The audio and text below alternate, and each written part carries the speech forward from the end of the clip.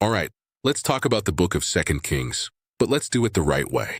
Not like a lecture, not like a sermon, just like you and I are sitting down and you're asking me, what actually happens in this book and why does it matter?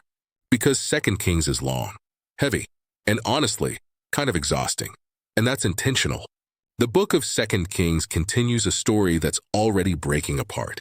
By the time this book begins, Israel isn't one nation anymore. It's already split in two. You have Israel in the north and Judah in the south.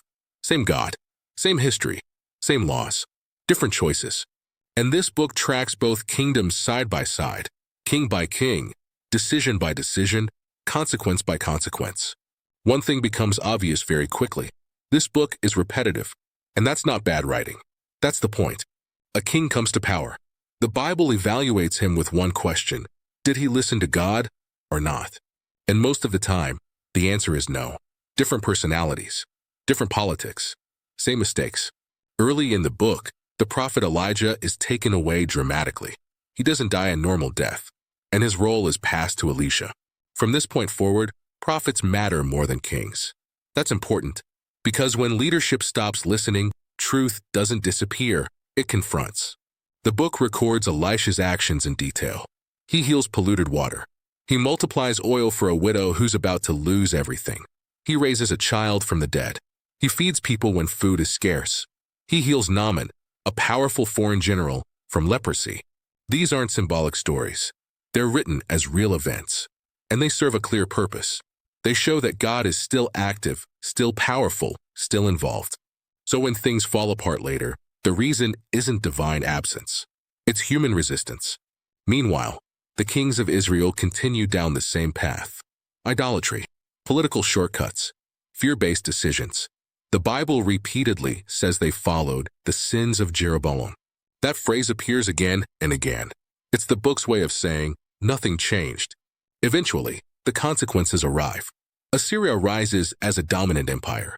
Not suddenly, not unexpectedly. For years, prophets warned Israel. For years, kings ignored them. Finally, Assyria attacks. The capital city of Samaria falls. People are deported. Foreign populations are brought in.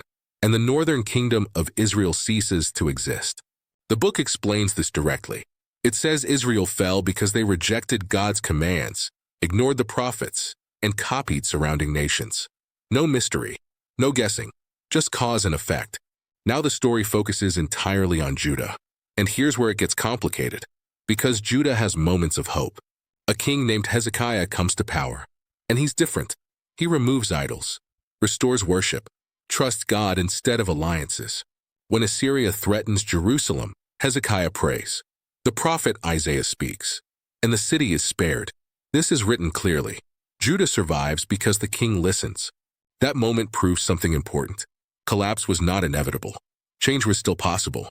But then comes pride. Hezekiah shows Babylonian envoys all his wealth. Isaiah warns him that this decision will cost future generations. Again, this isn't symbolism. It's a recorded event with a recorded warning. After Hezekiah, Judah plunges into darkness. A king named Manasseh takes the throne. The Bible describes him as one of the most evil kings Judah ever had. He rebuilds idols, practices occult rituals, sacrifices children, spreads violence throughout Jerusalem. The book states that Judah's fate is essentially sealed during his reign. That's not exaggeration. That's the text. Later, something surprising happens. A young king named Josiah comes to power. During temple repairs, the book of the law is found. It had been lost, not ignored. Lost. That detail matters. Josiah hears it read and realizes how far they've drifted. He tears his clothes in grief. Then he acts. He destroys idols, restores worship, renews the covenant. This section is detailed and intentional. It shows what real reform looks like. But here's the hard truth the book refuses to soften. One righteous king cannot erase generations of damage overnight. Judah continues making poor decisions. Warnings continue. They are ignored. Finally, Babylon enters the story. Jerusalem is besieged. Food runs out. People starve. The city collapses. The temple is burned. The walls are destroyed. The king is captured. His sons are killed in front of him. Then he is blinded and taken into exile. This is not metaphorical language. It is written as historical record. The book ends with exile. No motivational speech. No immediate hope. Just silence and displacement. One small note remains. A captive king is shown kindness in Babylon. Not redemption yet. Just survival. That's how 2 Kings ends. And that's intentional.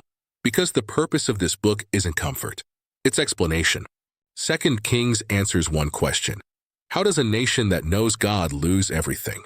And the answer is simple, but uncomfortable. Not overnight, not accidentally, but through repeated refusal to listen. This book is long because decline is slow. It's repetitive because patterns repeat. It's heavy because consequences are heavy. That's the book of 2 Kings. Not a sermon, not a metaphor, a record.